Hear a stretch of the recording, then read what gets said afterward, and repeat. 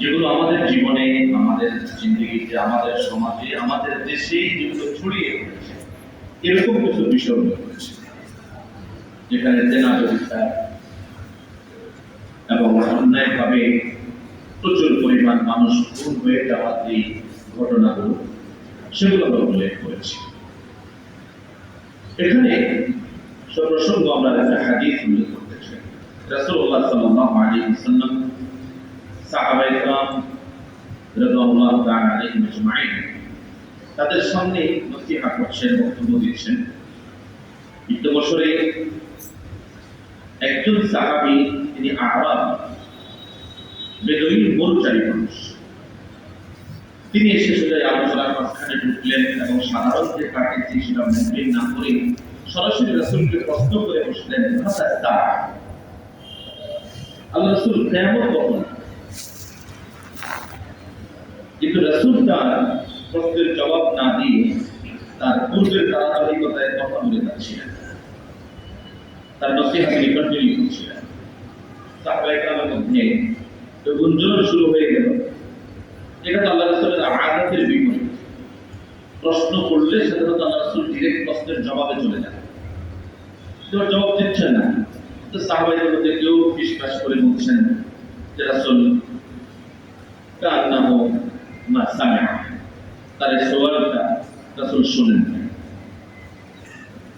কেউ বলতেন না, যেভাবে সে বলেছে না শোনার কথা, বরং কারিরা এভাবে ঠিক আলোচনার মাঝখানে সাধারণ পার্টিসিপেন্টকে না করে, অনুমতি না নিয়ে চলমান একটা আলোচনার মাঝখানে প্রশ্নে চলে যাওয়া, প্রশ্ন করে ফেলা, এটা সাধারণ সভ্যতায় চলে না। আসলে এটা অপছন্দ করেছে, এটা তারপরে একটা অস্থিরতা তৈরি করেছে না, যারা একটি ভুল করে ফেলা। রাসূল একটা পর্যায়ে এসে তার আলোচনা থামালেন। আমি এবার তিনি নিজে খুঁজছে নাই, প্রশ্নকারী কোথায়, প্রশ্নকারী কোথায় আছে? এবার মনে হলো তার কলিজা পানি এসেছে, সে বড় খুশি হলো এবং তার যে পেরেশানি অবস্থায় কেটে গেল এবং সে তো হাত তুলে এই তো আমি প্রশ্নটা আমি করেছি। এবার সে উৎফুল্ল হলো যে রাসূল তার প্রশ্নের জবাব দিলেন। আল্লাহ রাসূল সাল্লাল্লাহু আলাইহি ওয়াসাল্লাম বলেছেন, ইদা দুইয়াতিল আমানাতু ফান্তাযিরিস সাআহ, যখন আমানতকে নষ্ট করে ফেলা হবে তখন তুমি কিয়ামতের অপেক্ষা করো। আমানত একটা ব্যাপক ধারণা, বড় ধারণা, সেটাকে বলতে সামনে সাহাবায়ে কেরাম একটু বিশেষভাবে বুঝতে চাই, পাল্টা প্রশ্ন করলেন, কাইফা ইদাআতু যালিকা, আপনি যে বলছেন আমানত নষ্ট করে ফেলা হবে তখন তুমি কিয়ামতের অপেক্ষা করো, আমানত নষ্ট হয়ে যাবে, বাকিটা এমন না। ইদা দুইয়াত তাদিঈ মানে হচ্ছে নিজে হাতে বা অন্য কেউ জিনিসটাকে নষ্ট করে ফেলা, বিনষ্ট করে ফেলা। ইদা দুইয়াতাল আমানা, আমানতকে নষ্ট করা, তখন তুমি কিয়ামতের অপেক্ষা করো। আল্লাহ রাসূল পাল্টা প্রশ্নটা যখন পেলেন যে নষ্ট কিভাবে হবে, এবার রাসূল আবার ব্যাখ্যা দিচ্ছেন, ইদা উসদিদাল আমরু ইলা গায়রি আহলিহি ফান্তাযিরিস সাআহ, যখন গায়রি আহলের কাছে, অনুপযুক্ত ব্যক্তির কাছে দায়িত্ব অর্পণ করা হবে তখন তুমি কিয়ামত হবে। তার মানে অনুপযুক্ত ব্যক্তির কাছে দায়িত্ব অর্পণ করাটাই হচ্ছে আমানত নষ্ট করা। আমানত একটা বড় ধারণা, এটাকে বোঝার জন্য কোরআন কারীমের দুটো আয়াত আমি ভালো করে তেলাওয়াত করেছি। এটা সূরা আহজাবের শেষ লগ্নে আল্লাহ রাব্বুল আলামিন বলছেন, আউযু বিল্লাহি মিনাশ শাইতানির রাজীম, إنا عرضنا الأمانة على السماوات والأرض والجبال فأبين أن يحملنها وأشفقن منها وحملها الإنسان। আমানতকে আমি অর্পণ করলাম আসমান জমিন পাহাড় রাজির কাছে। আসমান জমিন পাহাড় রাজি সবই এই আমানতকে বহন করতে অস্বীকার,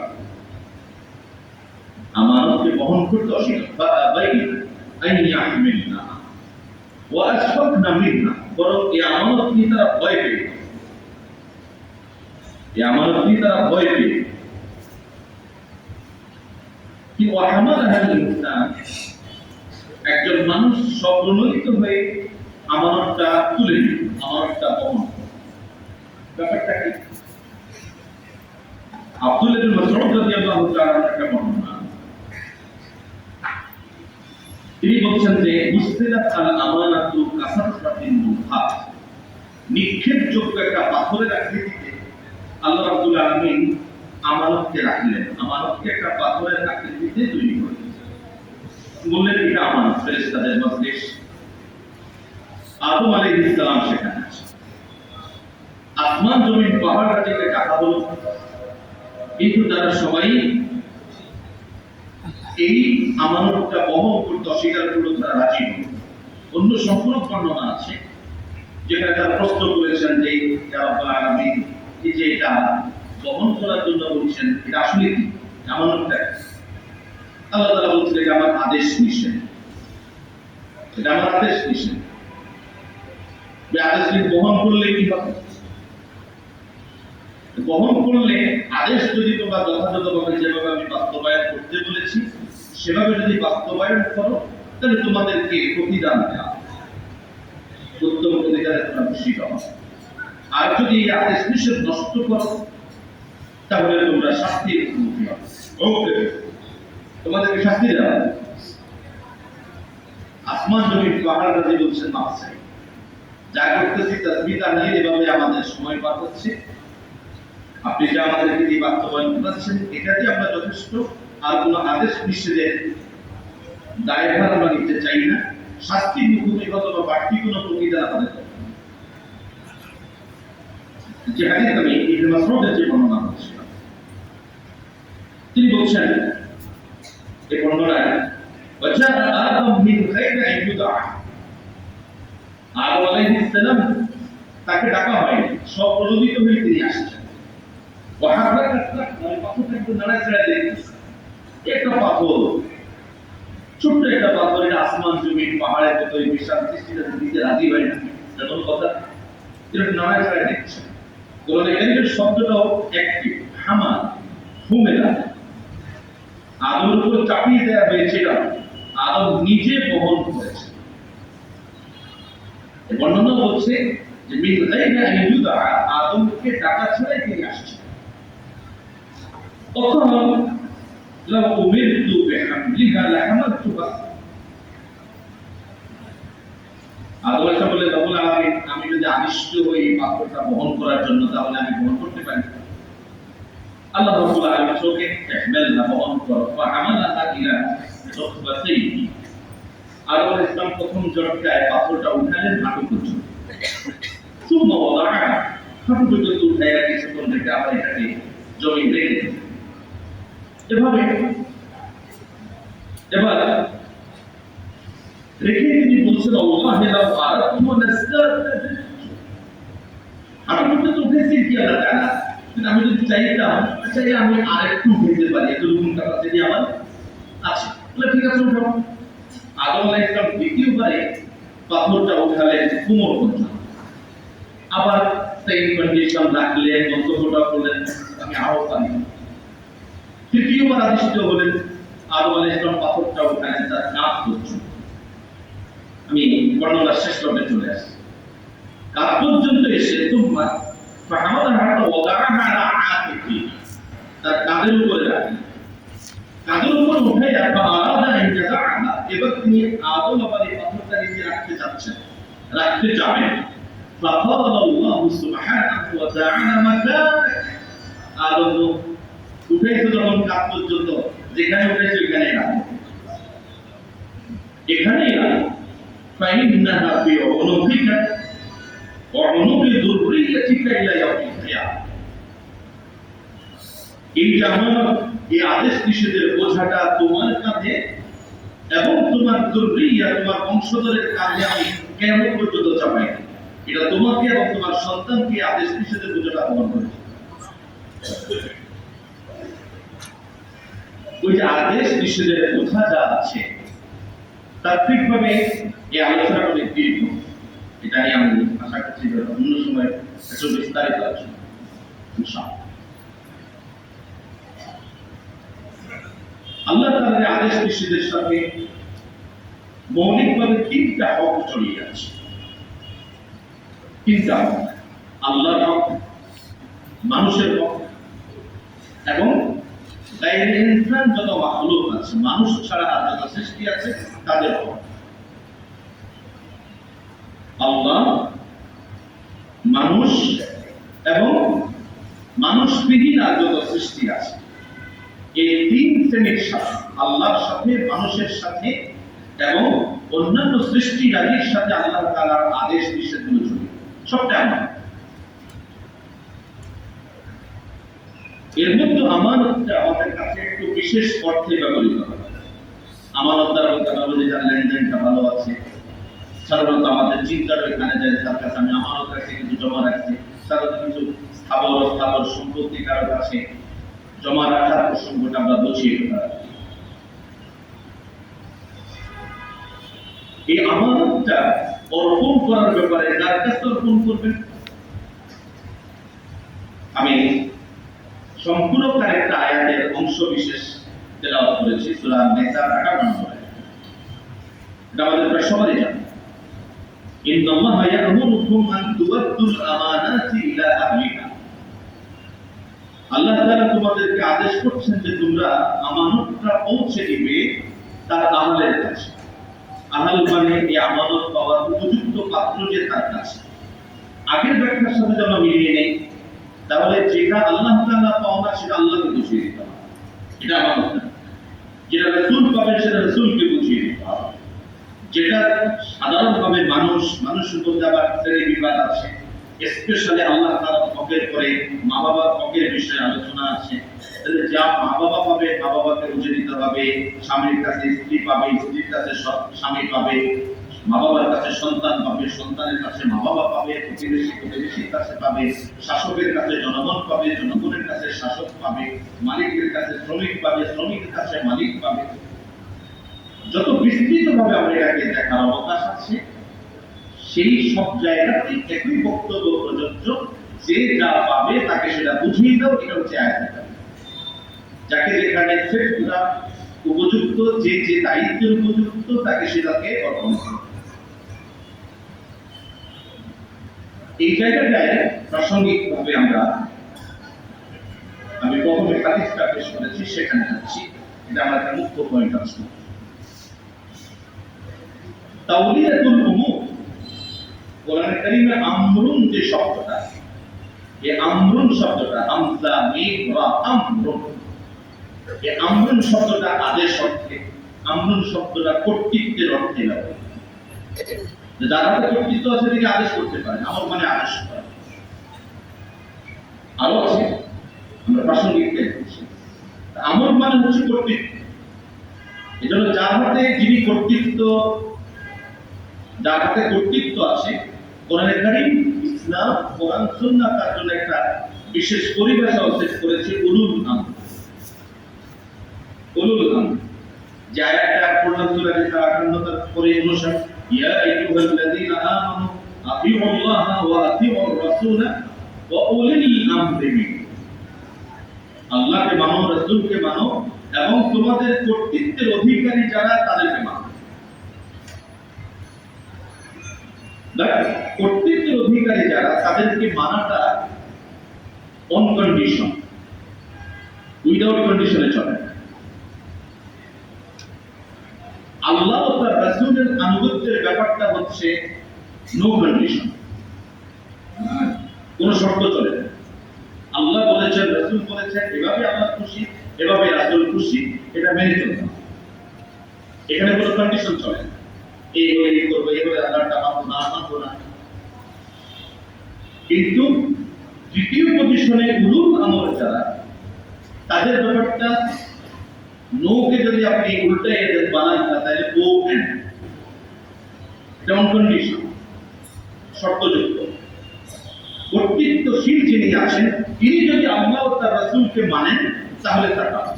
এভাবে সুস্পষ্ট রাসূলের হাদিস আছে, লা তাআতা লিমাখলুকিন ফি মাসিয়াতিল খালিক। মাখলুক যে পর্যায়ের কর্তৃত্ববাদী মানুষ হোক না কেন, কর্তৃত্ব পরায়ণ কর্তৃত্বশীল মানুষ হোক না কেন, তার হাতে কর্তৃত্ব অর্পণ করা হয়েছে অথবা সে কর্তৃত্ব নিজেই ধরে রাখতে চায়, যেই মেধাতে যে অবস্থায় সে থাকুক না কেন, তার কথা মানা, তার সিদ্ধান্ত মানাটা উইথ কন্ডিশন, উইদাউট কন্ডিশন, যা শর্তযুক্ত। তিনি যদি আল্লাহ ও তার রাসূলকে মানেন তাহলে তার মানতে হবে। এই যে কর্তৃত্বের ব্যাপারটা আছে মানুষের জীবন জিন্দেগি, আমরা যদি একটু আমাদের সাথে, আমাদের জীবন জিন্দেগির সাথে বাংলাদেশের পার্সপেক্টিভে যদি আমরা একটু বাস্তবিকভাবে মিলিয়ে বুঝি, তাহলে আমাদের জীবন জিন্দেগির কর্তৃত্বটা কিভাবে চলে, ধারাটা কেমন আছে। এখানে দুটো ধারা আছে, একটা হচ্ছে প্রশাসনিক ধারা, আর আরেকটা হচ্ছে পলিটিক্যাল ধারা। দুটোর সাথে আমার আপনার জীবন জিন্দেগি ওতপ্রোতভাবে জড়িত।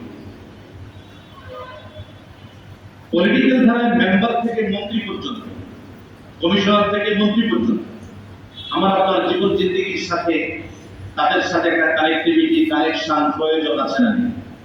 আছে, এটা আপনি এড়াইতে পারেন। এটা এমন নয় যে সিস্টেম নেই, দুনিয়া যে নেতা আমি আছে আমার দেশ যে নেতা চলে এখানে আপনাকে নাই।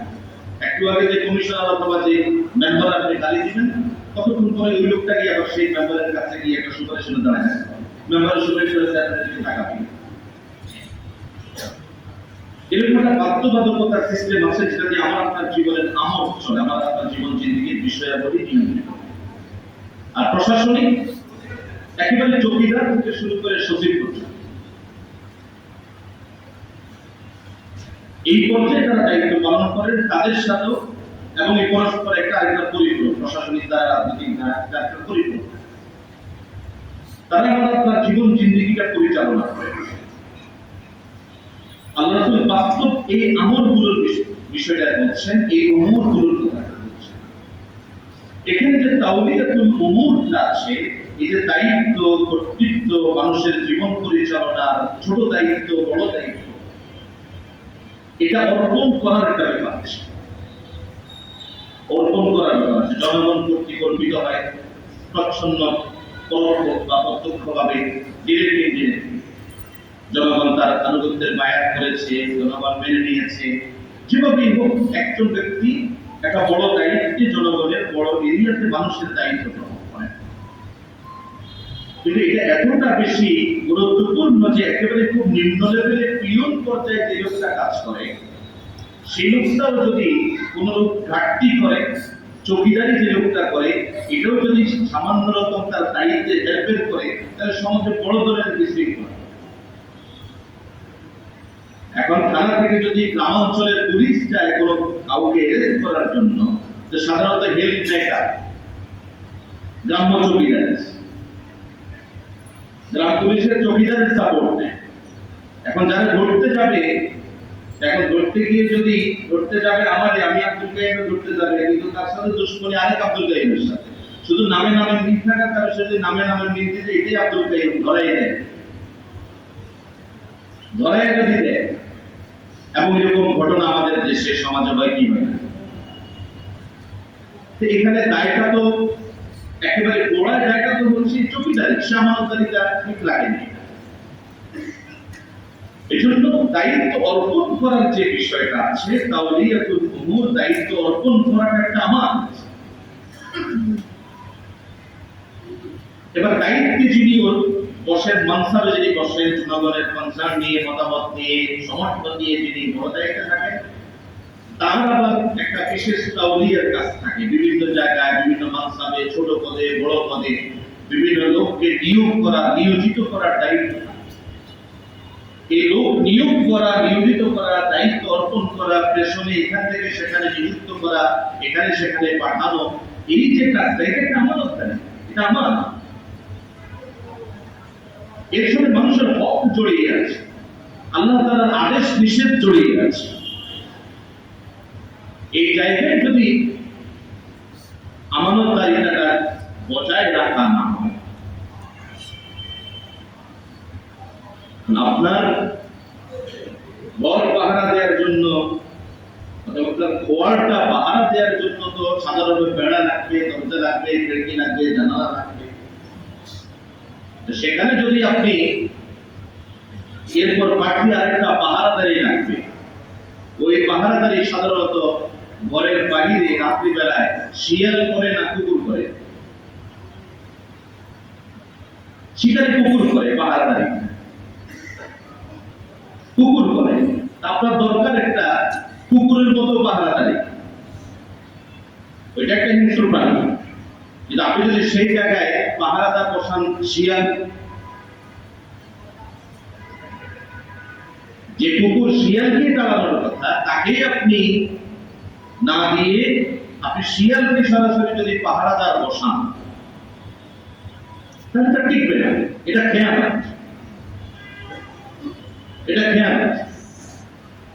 আমি হুবহু রিপোর্ট যে একটু বসে গতকালকে পত্রিকার একটা রিপোর্ট করছিলাম, সরকারি কোনো একটা প্রকল্পে, গভর্নমেন্টের একটা প্রকল্পে একটা জায়গায় কিছু জায়গা অধিগ্রহণের বিষয় আছে।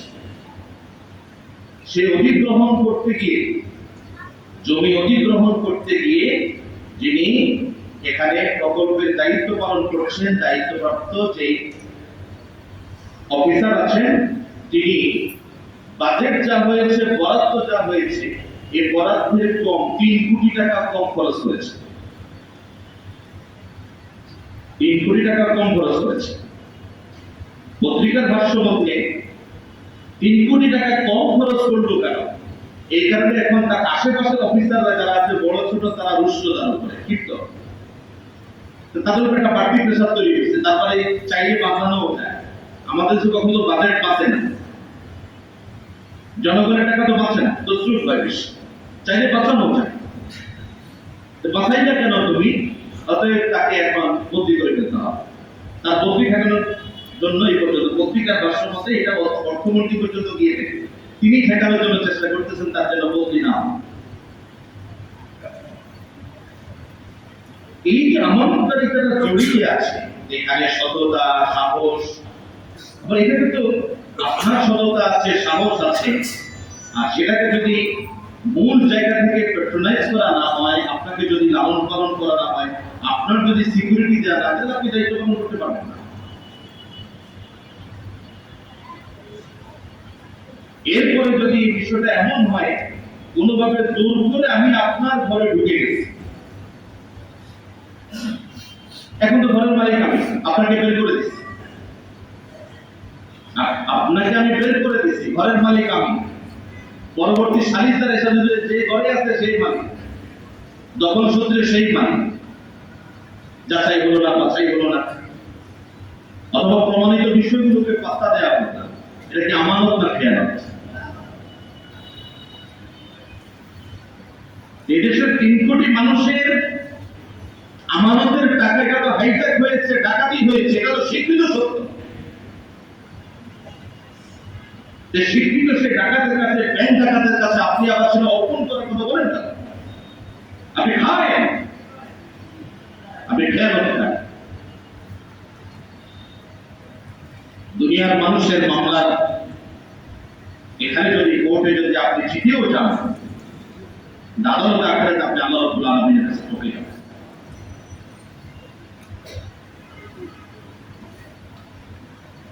যেখানে ঋণ খেলাপি তো প্রকাশ্য রাষ্ট্রপতি ঘোষণা দেওয়ার কথা তা জানাতে হবে, আর স্বীকৃত সে 90,000 কোটি টাকা দিয়ে একলাই নিল, একলাই খাইল, এরকম একটা ব্যাংক ঠাকুর কাছে আপনি আবার অর্পণ করার কথা এখন প্রকাশ্যেই বলছেন।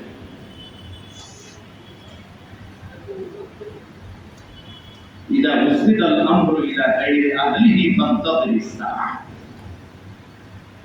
যে দায়িত্ব পাওয়ার উপযুক্ত নয় তার কাছে যখন সে দায়িত্বটা অর্পণ করা হয়, তুমি কিয়ামতের অপেক্ষা করো।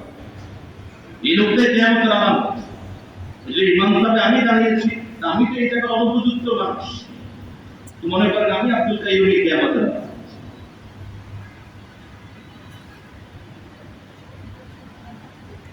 এখানে এসে আমাদের জীবনটা তছনছ হয়ে যাচ্ছে, আমাদের বুজুর্গীও সব নষ্ট হয়ে যাচ্ছে।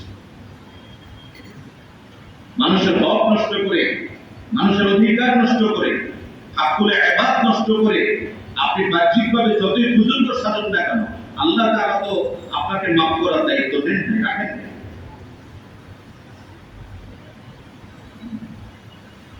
এই জায়গাটায় আমাদের বড় ধরনের বিচ্যুতি আছে, সেখানে আমাদেরকে একটু মনোনিবেশ করা দরকার, সোচ্চার হওয়া দরকার, সাবধান হওয়া।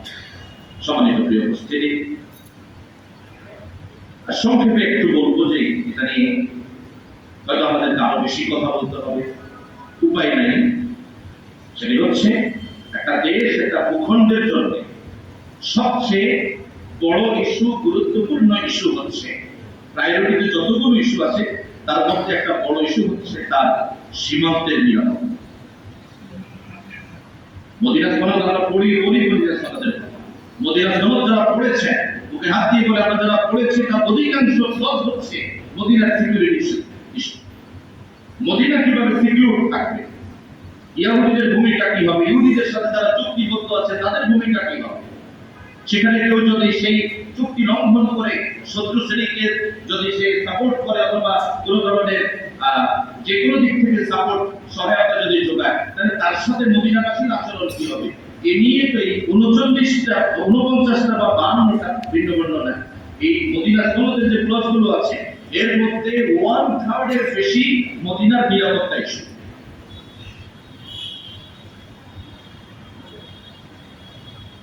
এখন যদি আমার দেশ থেকে যদি ধরে নেন একটা গরু চুরি যায়, তো গরু চুরির শাস্তি কি গুলি করে হত্যা? এটাকে আপনি বৈদ্যুতিক বলবেন না, যেভাবে যদি মেরে ফেলে এটাকে বড় কিং বলা যাবে না। এটা একটা গুরুত্বপূর্ণ ইস্যু, যেটাকে রাসূলুল্লাহ সাল্লাল্লাহু আলাইহি ওয়াসাল্লাম খন্দকের যুদ্ধে পরীক্ষা কেটে বুখারীর বর্ণনা অনুযায়ী একাধিক সালাতের ওয়াক্ত মিস করে পরে কাজা করেছেন, আগে পরীক্ষা ফরজ শেষ করেছেন, কাফেরদের মুশরিকদের আগমন থেকে মদিনা অক্ষুণ্ণ থাকবে, এরপর তোমরা অক্ষুণ্ণ থাকবে সালাত। আল্লাহ রাসূল সাল্লাল্লাহু আলাইহি ওয়াসাল্লামের কাছে গুরুত্ব দেওয়া হচ্ছে, এটাকে কম গুরুত্ব দেওয়ার কোনো সুযোগ নাই। জানি রাষ্ট্রের দায়িত্বপ্রাপ্ত যারা এবং জনগণ যারা আমরা আছি, আমাদের সবার দায়িত্ব আছে। এবং বেশ আমি মনে করি যে আমাদের সীমান্তের লোকেদের পরিচয় আছে, কিছু নিয়ে আমরা দেখতে পাচ্ছি এখানে সবার দায় আছে। বর্ডার নষ্ট হলে সেখানে আপনি আমি আর অক্ষুণ্ণ থাকবো, এখানে ইসলামের দৃষ্টিকোণ আছে। এই বিষয়ে আমাদেরকে সাবধান হতে হবে, সাবধান থাকতে হবে। আল্লাহ রাব্বুল আলামিন আমাদেরকে তৌফিক দান করুন, আমিন। হাদা সাল্লাল্লাহু আলাইহি ওয়া সাল্লাম।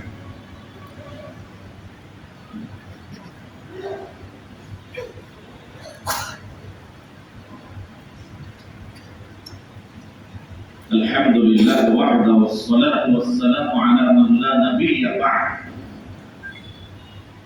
إخوتي في الإسلام, সূচনায় যে কথা বলেছিলাম, দুনিয়ার জীবন আমাদের আসল জীবন না। আমরা যদি আমাদের আখিরাতের অধ্যায়টা ভুলে না যাই, দুনিয়ার জীবনটা যত কম দায় নিয়ে চলা যায়,